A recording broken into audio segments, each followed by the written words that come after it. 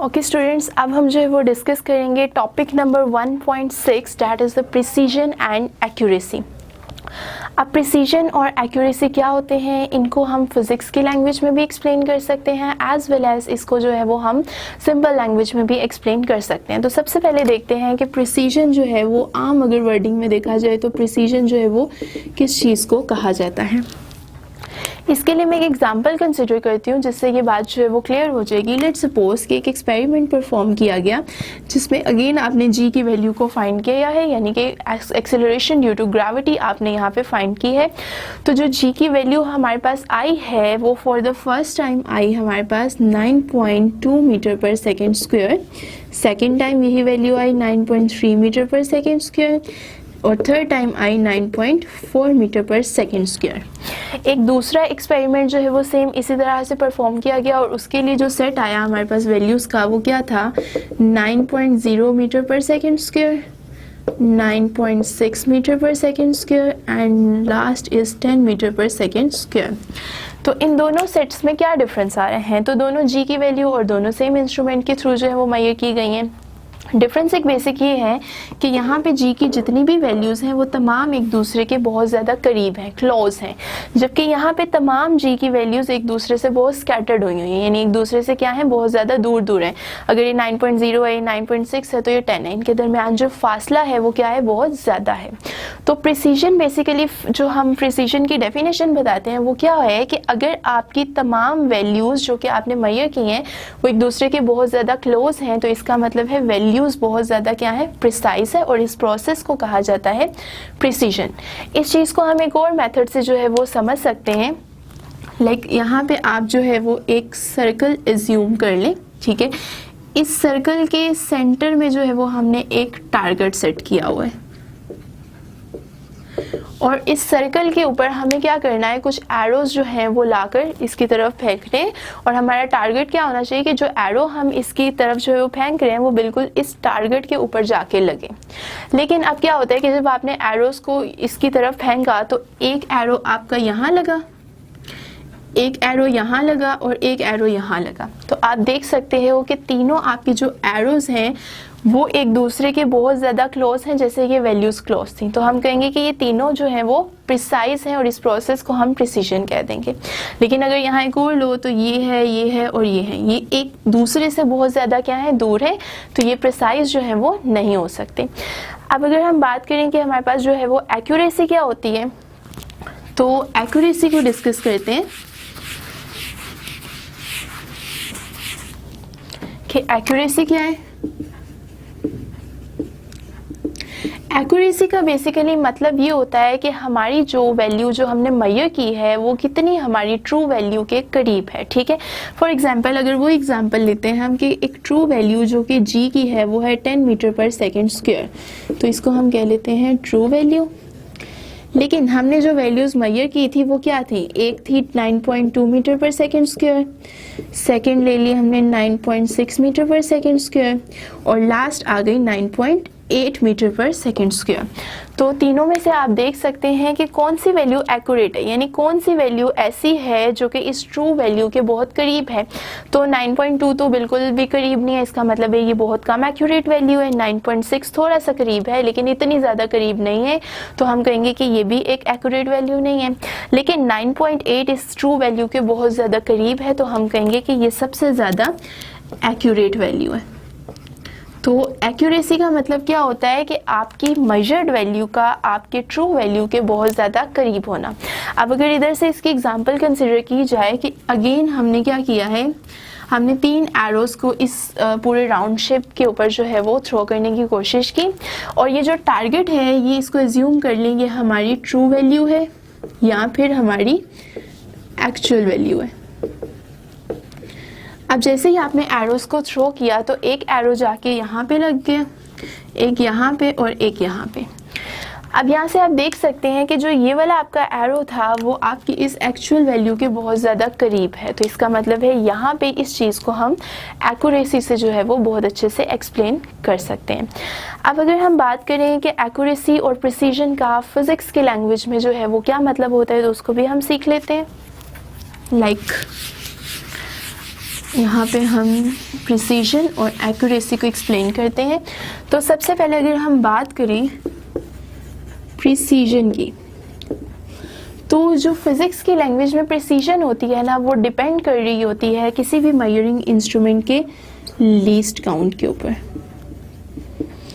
ठीक है, अब आपने ये बात याद रखनी है कि वैल्यूज़ जो आप किसी भी मेजरिंग इंस्ट्रूमेंट से मेजर कर रहे हो वो प्रिसाइज होंगी या वो एक दूसरे के बहुत ज़्यादा करीब होंगी, यानी उनकी प्रिसीजन ज़्यादा होने के लिए क्या चीज़ ज़रूरी है कि आपकी मेजरिंग इंस्ट्रूमेंट का लीस्ट काउंट कम से कम हो। ठीक है, अगर ये इंक्रीज़ होनी चाहिए तो इसके लिए आपके लीस्ट काउंट को क्या होना चाहिए, डिक्रीज़ होना चाहिए। फॉर एग्जांपल कि अगर हम जो है वो दो वैल्यूज़ मेजर करते हैं, एक्सटर्नल डायमीटर है या इंटरनल डायमीटर है किसी सफ़ेयर का, तो एक दफ़ा हमने यूज़ कर लिया वर्नियर कैलिपर और दूसरी दफ़ा हमने यूज़ कर लिया स्क्रू गेज।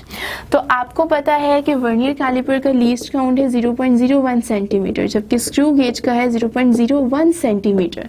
तो दोनों में से किसका लीस्ट काउंट छोटा है, स्क्रू गेज का। इसका मतलब है इसका लीस्ट काउंट कम है, डिक्रीज्ड वैल्यू का है। तो इसके थ्रू जो आपके पास रीडिंग्स आएंगी वो सब एक दूसरे के बहुत करीब होंगी। तो मतलब क्या है कि उनकी प्रिसीजन क्या होगी, ज़्यादा होगी। तो यहाँ से हमें सिंपल एक पॉइंट पता चल गया कि जो हमारे पास प्रिसीजन होती है वो किस चीज़ को कहा जाता है या वो किस चीज़ पर डिपेंड करती है, वो हमारे लीस्ट काउंट के ऊपर जो है वो डिपेंड कर रही होती है। अब अगर हम बात करें एक्यूरेसी की, इससे पहले देख लेते हैं कि जब हम प्रिसीजन की बात करते हैं तो हर चीज़ में कोई ना कोई एरर और कुछ ना कुछ अनसर्टेनिटी ज़रूर होती है। तो सेम इसी तरह प्रिसीजन के प्रोसेस में जब हमारे पास कोई अनसर्टेनिटी या एरर आता है तो उसको हम कह लेते हैं एब्सोल्यूट अनसर्टेनिटी, सर्टेनिटी। ठीक है, अब एक्यूरेसी जो है वो क्या है, एक्यूरेसी बेसिकली जो है वो डिपेंड करती है किस चीज़ के ऊपर, एरर के ऊपर डिपेंड करती है। और फिज़िक्स में हम सिंपल इसको एरर नहीं लेते, बल्कि जब हम एक्यूरेसी डिस्कस कर रहे होते हैं तो इसी एरर को हम नाम देते थे हैं फ्रैक्शनल अनसर्टेनिटी का, फ्रैक्शनल अनसर्टेनिटी। तो यहाँ पे हमें पता क्या चला, एक्यूरेसी किस चीज़ पर डिपेंड करती है, ये एरर के ऊपर डिपेंड करती है। फॉर एग्जांपल कि आपने जो है वो एक एक्सपेरिमेंट जो है वो सिंपली परफॉर्म किया और उसमें आपने जो है वो किसी भी बॉडी का मास जो है वो मेजर किया। लेट्स सपोज कि जब आप एक बीकर का मास मेजर करते हो जिसके अंदर थोड़ा सा इतना वाटर है और आप इसको मेजर कर रहे हो किसी भी कैलोरी मीटर के थ्रू, ठीक है, या आप किसी भी वेट मेजरिंग इंस्ट्रूमेंट के थ्रू इसे मेजर कर रहे हो, तो जो इसकी ट्रू वैल्यू है सपोज वो आ रही है 5 ग्राम्स के इक्वल। लेकिन जब आपने जो है वो, ये कौन सी वैल्यू है, ये बिल्कुल ट्रू वैल्यू है। लेकिन जब आपने एक्सपेरिमेंट परफॉर्म किया तो आपकी जो वो वैल्यू आई वो थी 3.2 ग्राम्स के इक्वल। ये कौन सी वैल्यू है, आपकी मेजर्ड वैल्यू है। अब एरर क्या था, ट्रू वैल्यू और मेजर्ड वैल्यू में डिफरेंस कितना है, वो आपके पास एरर के इक्वल होता है। तो सपोज कर लो कि इस प्रोसेस के थ्रू जो आपके पास एरर आया वो कितना आया होगा, सपोज वो आ गया यहाँ पे आ गया 1.8 ग्राम्स का एरर यहाँ पे आ गया। लेकिन एक दूसरा एक्सपेरिमेंट हमने परफॉर्म किया तो हमारे पास सपोज कि जो हमने मेजर की वैल्यू वो आ गई 4.8 ग्राम। अब इन दो वैल्यूज़ के दरमियान अगर एरर देखा जाए तो ये कितना आएगा, ये आएगा 0.2 ग्राम्स का। तो सिंपली देख सकते हो कि यहाँ पे एरर बहुत ज़्यादा है। एरर जितना ज़्यादा होगा एक्यूरेसी उतनी ही कम होगी। लेकिन एरर जितना कम होगा, जैसे 0.2 ग्राम है, तो एक्यूरेसी आपकी उतनी ही क्या हो जाएगी, ज़्यादा हो जाएगी। तो सिंपली अगर हमें एक्यूरेसी मेजर करनी है तो उसके लिए सबसे पहले हमें क्या निकालना पड़ेगा, एरर निकालना पड़ेगा। लेकिन इस पूरे फिज़िक्स की जो हम कोर्स की बात करें तो उसमें हम एरर को फ्रैक्शनल अनसर्टेनिटी के थ्रू जो है वो फाइंड करते हैं। अब इसके लिए हम दो केसेस सपोज कर लेते हैं और उनसे जो है वो इस कॉन्सेप्ट को मज़ीद अच्छे से एक्सप्लेन करते हैं।